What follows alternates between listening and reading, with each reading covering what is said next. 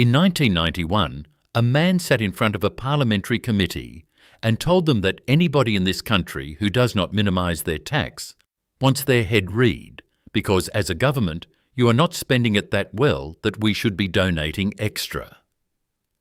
It is one of the most watched pieces of Australian political footage ever recorded, and millions of people have chosen to sit through it, and almost nobody who loves it knows anything at all about the man in the chair. He spent 9 months of his childhood inside an iron lung.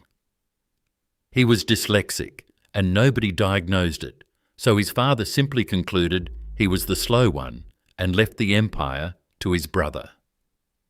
And the empire is gone.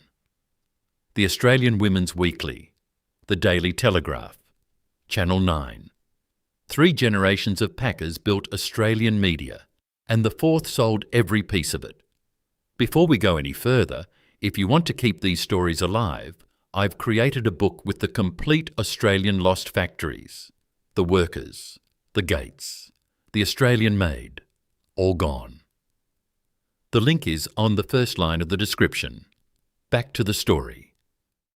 Chapter 1. Packers the man to roar like hell. Start with the grandfather, because the pattern in this family starts with him. Robert Clyde Packer was born in Hobart in 1879, the son of a Tasmanian customs officer and educated at the Hutchins School. He went to Sydney in 1902, married and served an apprenticeship on the country press in New South Wales and North Queensland, which in that era meant setting type, selling advertising, writing the copy and delivering the paper, often in the same day. He was, by every account, extremely good at it. Within 20 years, he was one of the most formidable newspapermen in the state, editing the Sunday Times and then the Sunday Sun. This was the era when a newspaper editor in Sydney was a genuinely powerful man, because a newspaper was the only way most people found out anything at all. Then he started building his own, which is the harder thing and the thing the family would keep doing. In 1919, he was one of the founders of Smith's Weekly, with Sir James Joynton Smith and Claude Mackay. In 1923, he founded the Daily Guardian, and in 1926, looking for something to lift circulation, he invented a beauty contest and called it Miss Australia, which is a fair summary of how his mind worked. His staff had a song about him, sung in the newsroom where he could hear it. Packer's the man to roar like hell. And then there is the deal that seeded everything that follows, and it is the strangest transaction in this entire story. It is also the one nobody mentions when the family is described as self-made. A rival newspaper group paid the Packer side £86,500. Not for a title, not for a press, not for a building. It was money paid so that a competing afternoon paper would not be published. That was the capital. That is where the family's real money begins, and it begins with somebody paying a Packer not to print. On the 12th of April 1934, Robert Clyde Packer died aboard the RMS Maloja in the Mediterranean off Marseille on a voyage home. He was 54 years old, and he had built the platform without living to see what it became.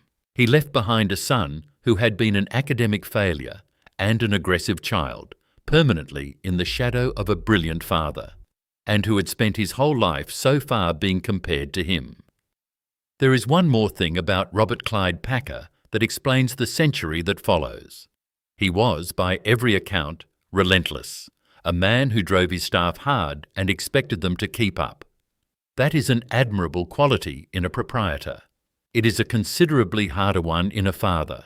Frank Packer was 27, and he had already gone into business with the most spectacularly disgraced politician in the country. Chapter 2. Red Ted, Edward Granville. Theodore was, at one point, the coming man of Australian politics.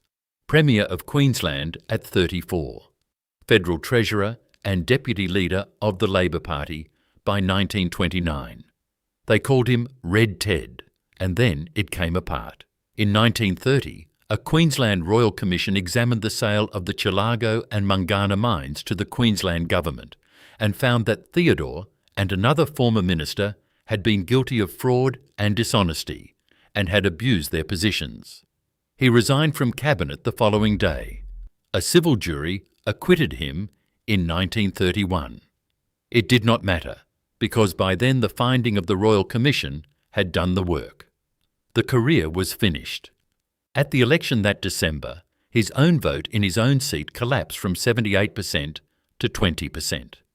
So here is a man in his late 40s with a first-class financial mind, enormous energy, no political future left to him, and a very great deal to prove. In 1932, the Australian Workers' Union asked him to look at its failing newspaper, The World. He took it on, and he took it on with a 25-year-old Frank Packer. And on the 10th of June, 1933, on the suggestion of an editor named George Warnecker, they launched a magazine. The Australian Women's Weekly went out with a first print run of around 50,000. Demand was such that the number printed reached 121,162 copies, and it had sold out by lunchtime. Nothing in Australian publishing had ever done that, and nothing has really done it since. It was cheap, it was national, it went into the kitchen rather than the study, and it treated Australian women as a market that mattered, which almost nothing else in the country did. By 1936, the partnership had registered Consolidated Press, with Packer as managing director and Theodore as chairman, and had acquired the Daily Telegraph. They imported a colour press from the United States at a cost of £130,000, which in the middle of the Depression was an act of either enormous confidence or enormous arrogance, and possibly both. Consider for a moment what had just happened here. A Labor treasurer, formerly found guilty of fraud and dishonesty by a Royal Commission, had gone into partnership with a young Conservative press heir, and together they had built the foundation of the most conservative media empire in Australian history. There is a practical reason the Weekly worked, and it is worth understanding because the whole empire rests on it. Newspapers in that era were sold to men in the city on the way to work. A weekly magazine, priced low, distributed nationally by rail, arriving in the house rather than at the office, reached a readership that advertisers had barely been able to speak to before. Frank Packer did not invent the women's magazine. He worked out that in a country this spread out, the magazine was the only genuinely national medium available. Frank Packer came to regard Theodore as something like a father figure, which tells you a good deal about the one he actually had. And then the war came, and the disgraced treasurer became the second most powerful civilian in the country. Chapter 3. The War. In February 1942, Singapore had fallen, Darwin was about to be bombed, and the Australian government needed somebody to build a country's worth of military infrastructure at speed. Prime Minister John Curtin gave the job to Ted Theodore. On the 25th of February 1942, the Allied Works Council was established, and Theodore was made its Director General. He had control of the entire wartime construction effort of Australia, with powers to direct labour that no civilian had held before or since. Docks, wharves, aerodromes, airstrips, roads, factories, camps. Everything the American forces arriving in Australia would need, and everything Australia itself would need in order to hold the North. The scale of it is not widely known, and it should be. By the 30th of June, 1943, the Council had 4,609 administrative and technical staff, and the Civil Constructional Corps under it had an enrolment of 66,274 men. The disgraced treasurer of 1930 was by 1943 arguably the second most powerful civilian in the country, and he still ran the board of Consolidated Press. And Frank Packer served under him. Packer had joined the citizen militia in 1939 and transferred to the Australian Imperial Force.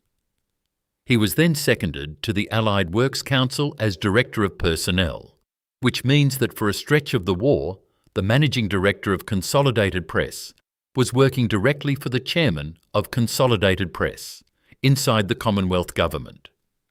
He returned to the army in 1944 and saw service in New Guinea with a landing craft company and an amphibious armoured squadron. But the thing that actually made this family's fortune permanent was not a war record. It was paper. Newsprint was rationed, supply was controlled, imports were restricted, and the shortage did not end when the war did. It ran on into the late 1940s and caused open warfare between the major newspaper companies over who got what. And here is the mechanism, because this is the part that actually explains the next 50 years. Rationing does not hurt everybody equally. If you already have a masthead with a circulation, a government allocation and a printing plant of your own, restriction is survivable and even useful because it holds your competitors still. If you are trying to start something new, it is fatal because you cannot get paper at any price. Wartime rationing took the Australian media landscape and set it, like concrete, around the handful of family companies that already held the ground. The Packers were one of them, and they stayed one of them for the next 60 years. And the Weekly did something else during the war that is easy to overlook now. It campaigned in 1942 for equal pay and equal conditions for servicewomen, and it backed the Women's Land Army. A magazine founded as a commercial proposition by two hard businessmen became, for several 100,000 women a week, the closest thing they had to a national voice. The Women's Weekly came out of that war selling around 700,000 copies a week, and Frank Packer came home to a son he had barely seen. Chapter 4. No Love, Kerry. Kerry. Francis Bullmore Packer was born on the 17th of December, 1937. As a child, he contracted polio. He spent, by most accounts, 9 months inside an iron lung, a sealed metal cylinder that encloses the body to the neck and breathes for you. By changing the pressure around your chest, because your own muscles have stopped being able to do it. He missed something in the order of 2 years of schooling. It is worth being precise about what an iron lung actually is, because the phrase has become abstract. It is a horizontal steel tank. The patient lies inside it with only their head protruding through a rubber collar. A pump cycles the air pressure inside the tank, forcing the chest to expand and contract, because the muscles that normally do that job have been destroyed by the virus. You cannot sit up. You cannot turn over. You cannot scratch your own face or turn your head away. You are fed, washed and turned by other people reaching in through portholes in the side of the machine. For a child, months of that is not treatment so much as imprisonment with a view of a ceiling. He was also dyslexic. Nobody diagnosed it, because in the 1940s almost nobody diagnosed it. So a boy who could not read easily was simply understood by his teachers and by his father to be slow. He went through Cranbrook, Geelong Grammar and Canberra Grammar and did badly at all of them, which in a family like that is not a private difficulty. It is a public verdict. Now the father. The record on Frank Packer is remarkably consistent across the Australian Dictionary of Biography, his biographers, and the recollections of the people who worked for him. He was pugnacious, autocratic and physically intimidating, a bully of his staff and of his sons. Punishment in that house was swift and uncompromising, and his sons remembered him, decades afterwards, as remote and frightening. And there is one story that carries it better than any amount of description. During a school holiday, Kerry left a tennis racket behind at school in Melbourne. His father sent him back to get it, alone.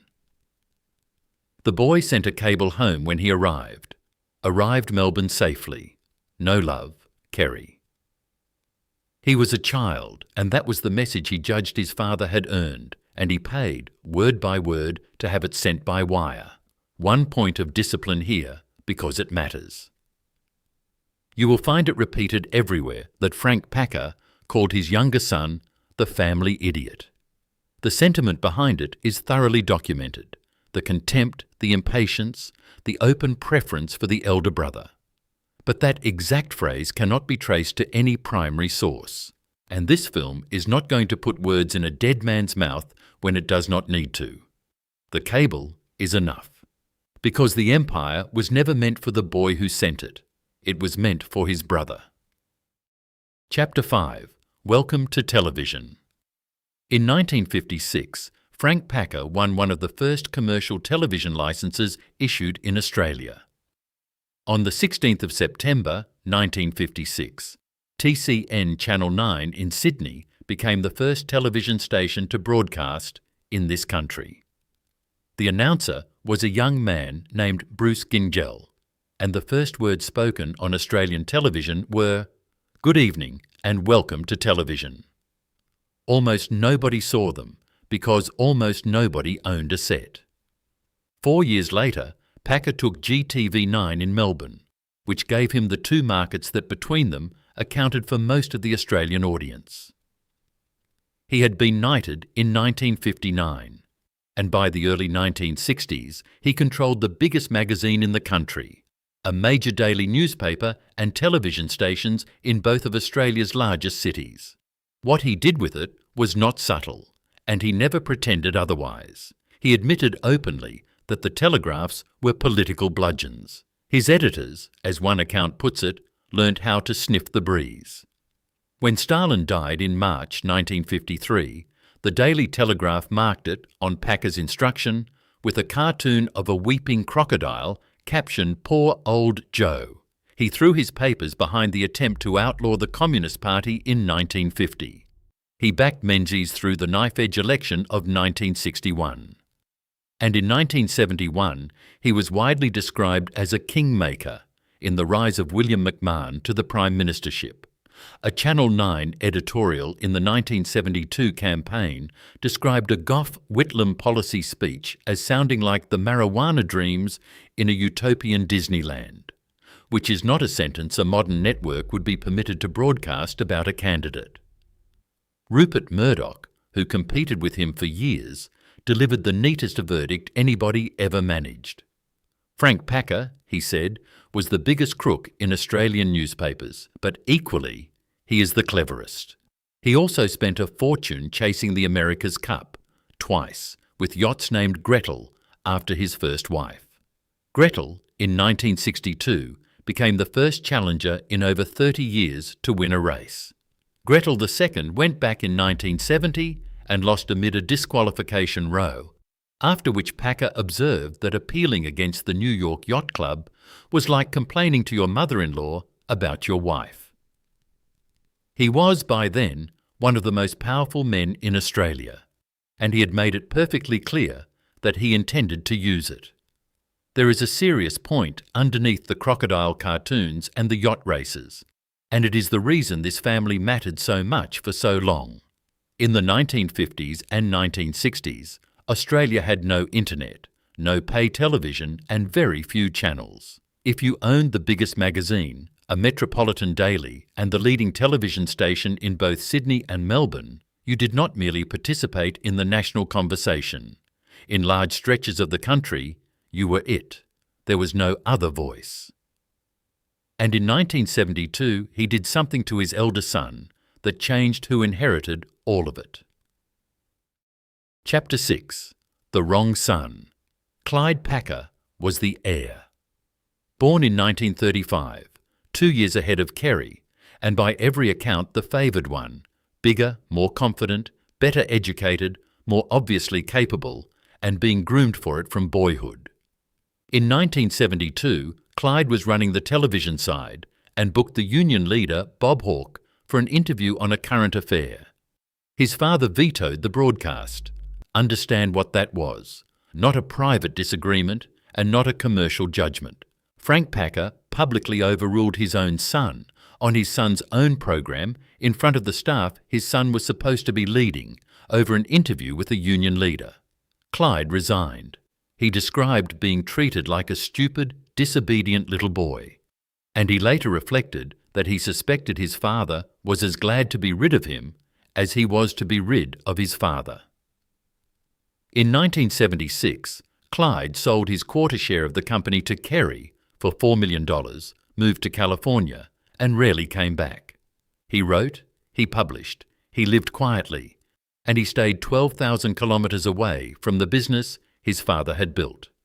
The brothers never fully reconciled in the 25 years that followed. Clyde died in Santa Barbara in 2001, 4 years before Kerry.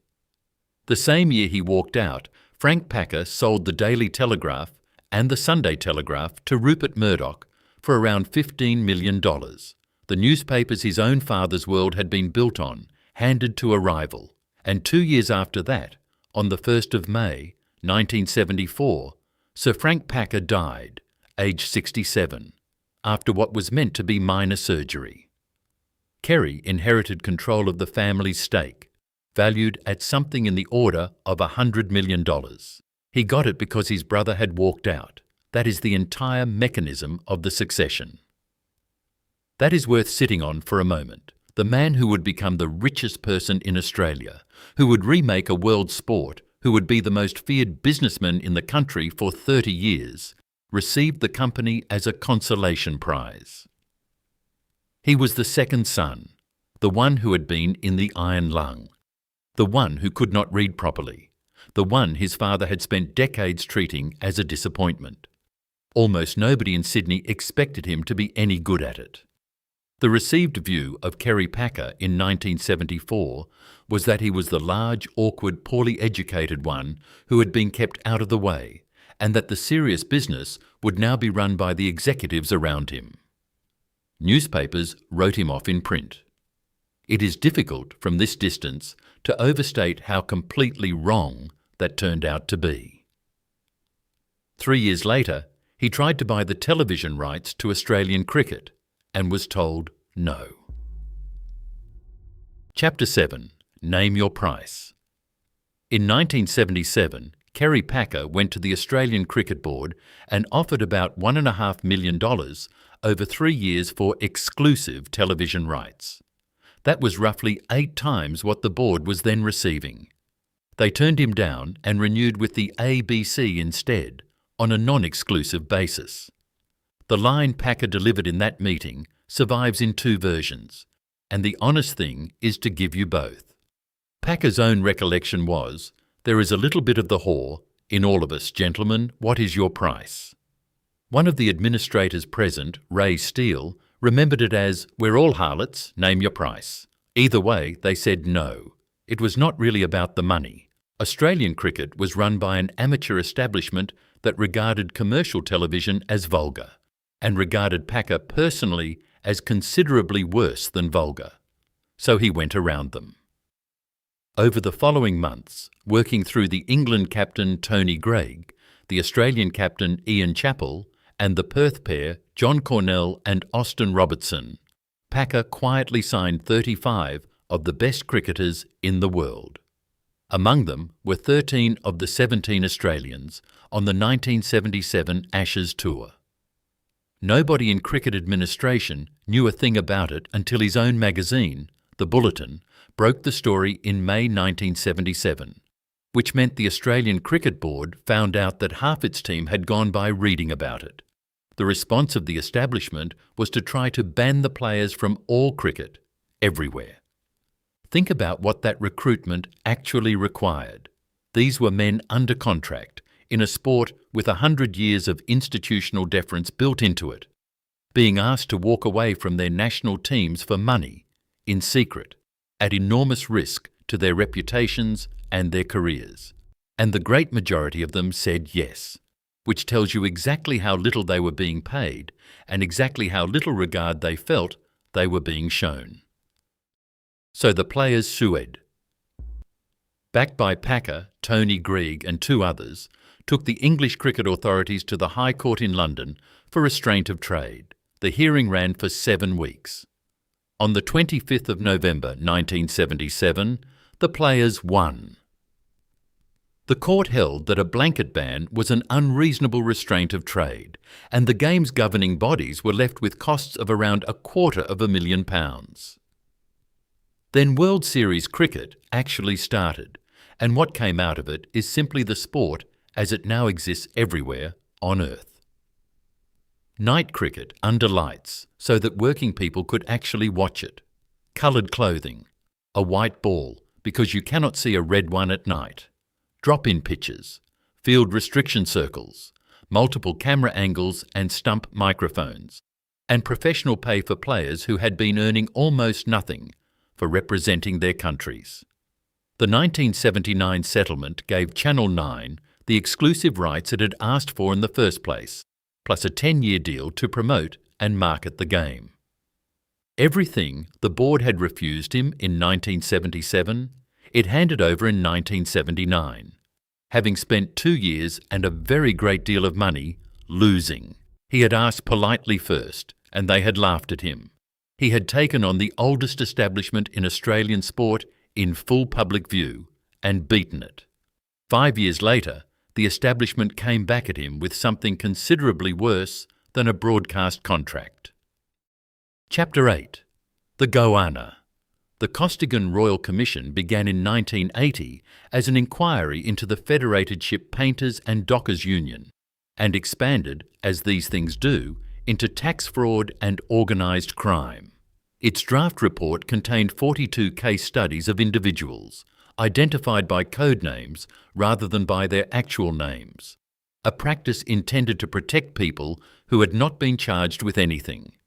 In September 1984, the Fairfax-owned National Times published leaked material from it.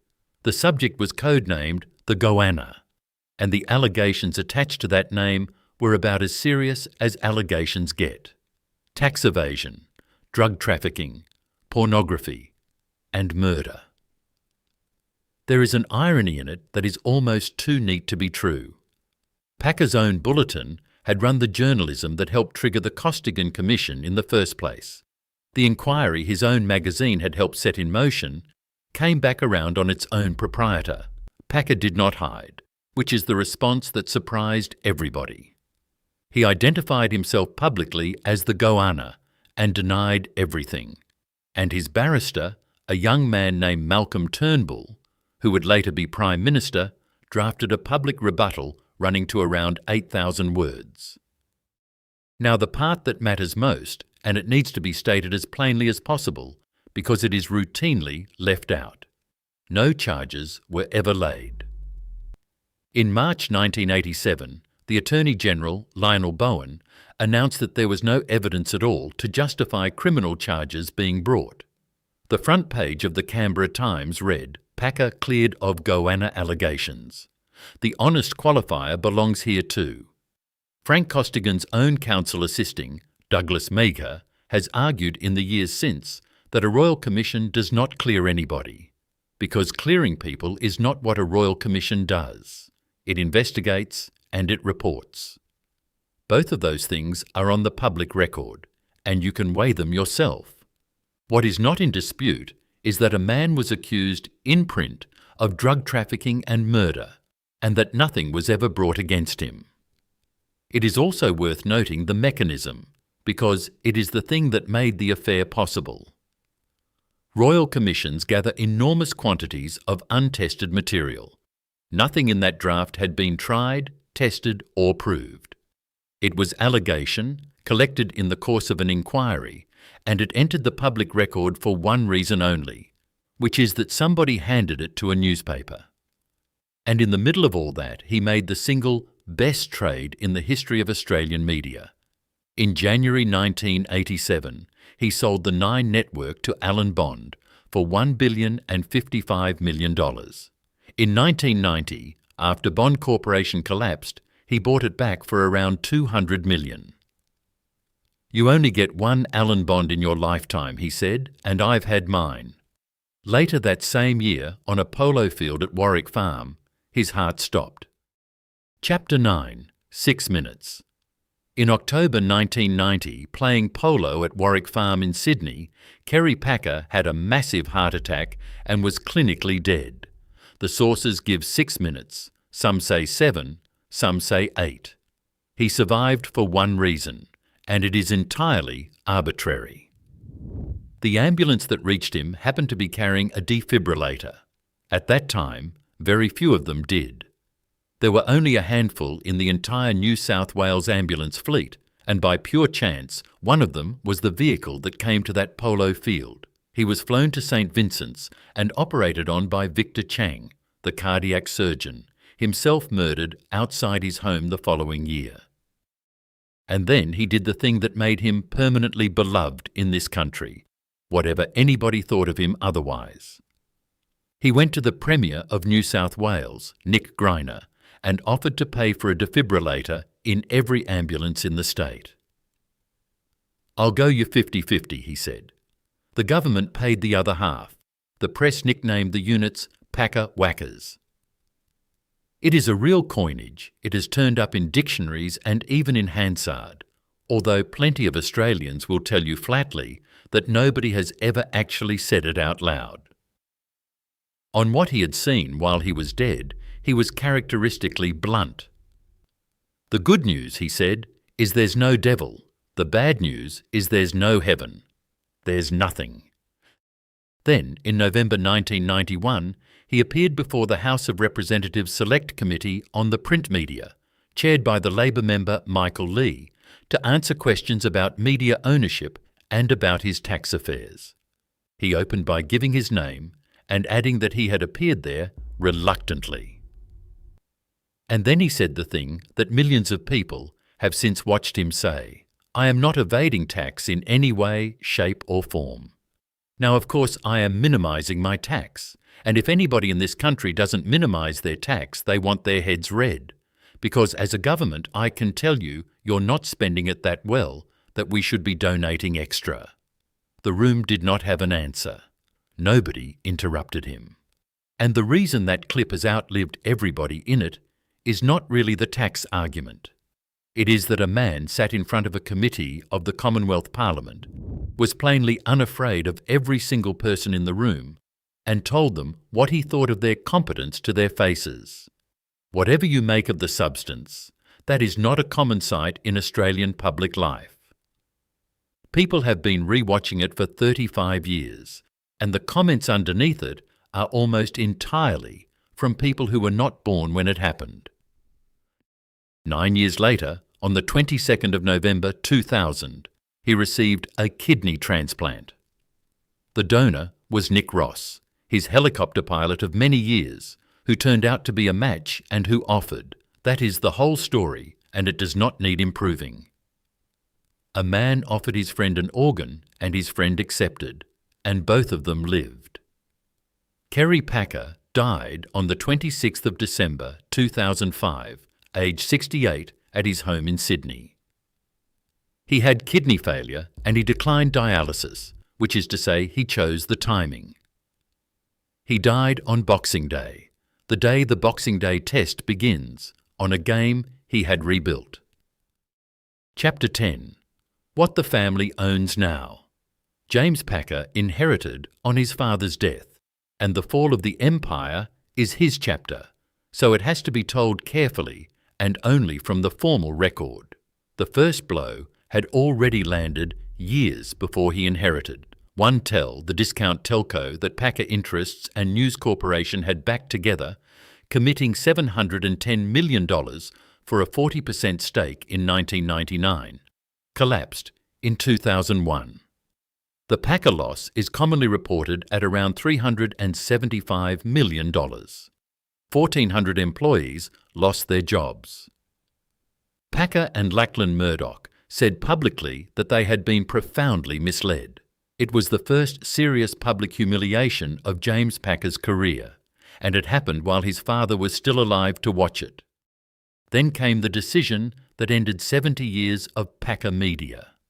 On the 18th of October 2006, the same day Parliament passed looser media ownership laws, James Packer sold half of the family's media assets to the private equity firm CVC Asia Pacific for $4.5 billion. 9. The magazines, the internet joint venture, the lot of it, in a single transaction. He sold another quarter in 2007 for around $515 million. In 2008, he wrote the last quarter down to zero. Judged purely as a trade, it was close to perfect. He sold Australian media at the very top, months before the global financial crisis, and the buyers eventually lost billions. Judged as anything else, it was the end of the thing his grandfather and his father and he himself had spent 3 lifetimes building. He moved the money into casinos and built Crown Resorts, Melbourne, Perth, and eventually the tower at Barangaroo on Sydney Harbour. What happened there is a matter of public record, and this film will confine itself to it. In 2019, reporting by Nine's own outlets triggered a series of inquiries. The Burgin inquiry in New South Wales reported on the 1st of February 2021, finding Crown unsuitable to hold the licence at Barangaroo and recommending a 10% cap on any single shareholding. The Finkelstein Royal Commission in Victoria and the Perth Casino Royal Commission in Western Australia reached similar conclusions about the Crown entities in those states. James Packer gave evidence to the Burgin inquiry in October 2020, and in his own sworn words described threats he had made to a businessman in 2015 as shameful. He was never charged with any offence. He had resigned from the Crown Board in 2018, citing his mental health. In June 2022, Blackstone completed an $8.9 billion takeover of Crown Resorts. His 36.8% holding went with it for around $3.4 billion. So count what is left. The Australian Women's Weekly, which sold out by lunchtime in 1933, sold. The Daily Telegraph, sold by Frank to Rupert Murdoch in 1972 and never coming back. Channel 9, the first television station in this country, the licence Frank won in 1956. The network Kerry sold for $1 billion and bought back for $200 million, not one share of it in Packer hands. The casinos, gone in 2022. Consolidated Press, the company Frank and Theodore registered in 1936, is a private investment house now. The family that owned Australian media for 70 years owns none of it. And yet the machine is still there. There is a defibrillator in every ambulance in New South Wales because a man's heart stopped on a polo field, and he decided that nobody else should have to rely on the luck he had. It can restart a heart. It cannot restart an empire, and nothing else has managed it either. He spent 9 months of his childhood in a metal cylinder that breathed for him, in a house where the punishment was swift and the affection was not. He was the second son, the slow one, the one who got the company because his brother walked out on their father. He died the richest man in Australia on Boxing Day, 2005.